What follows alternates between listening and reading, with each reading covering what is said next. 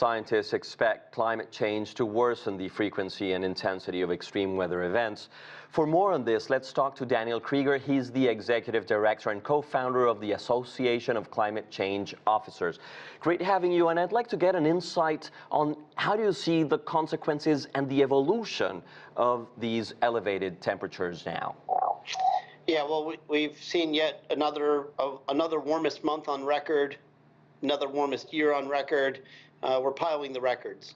We've known for some time that we were going to see an exacerbation, a greater consequence and frequency of extremes, whether it's the disaster events or just hotter temperatures, more record highs, more record lows, meaning not as low but higher lows. All of those things are happening. They're actually happening faster than I think a lot anticipated. They're also causing a lot of chaos in some of the systems that we would expect, like a La Nina season right now that should be a little cooler and a little wetter than the average season, is being overwhelmed by that. And on a positive note, I'd like to know if you're seeing an industry sector that is really catching up, really improving. Yeah, so, I think that the, technology is always advancing, and we are looking for ways to do things better as a society in general. And when we apply that towards climate solutions, there are certainly some very interesting things happening in the geoengineering space that hopefully will have some promise, although they come with risk.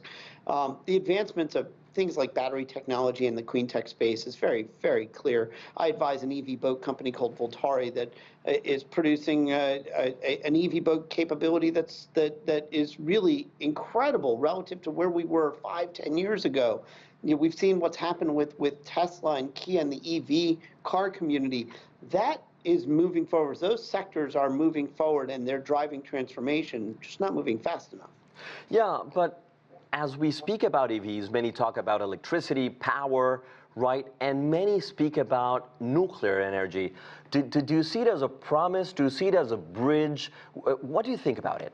Yeah, I think, there's some evolving energy sources here, and there's some old legacy energy sources repurposed here.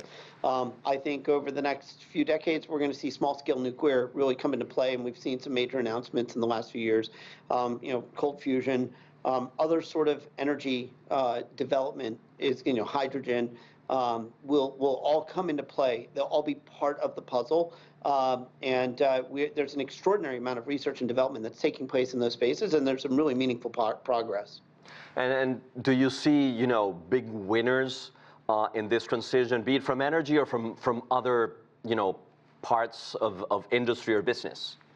Well, I think those who have figured out these alternative energy sources that either reduce risk and costs or increase revenues fastest are the ones who are going to be the most beneficial.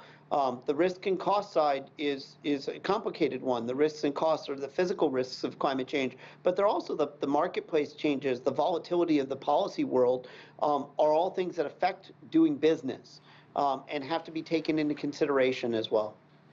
We've been speaking about business and business opportunities, right? But I'd like to get a take on how you expect the next few maybe months or years to unfold in terms of climate and in terms of events. Well, I think you're going to continue to see more of the disasters in greater significance in places that have been unaccustomed to it. So there'll be more surprising factors there.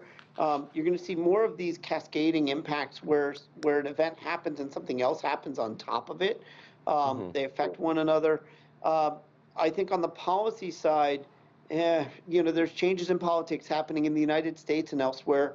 We've seen this happen again before in the previous Trump administration. We went from the federal government in the U.S. being a major driver of climate action to now it will be industry and subnational government and philanthropy that are going to have to be that driver. And that will continue to be the case. We've seen that playbook. It's going to galvanize and activate those communities. It's also going to dissuade some because of the hostility of that political change, but it's what needs to happen. Daniel Kreeger, thank you. Great having you.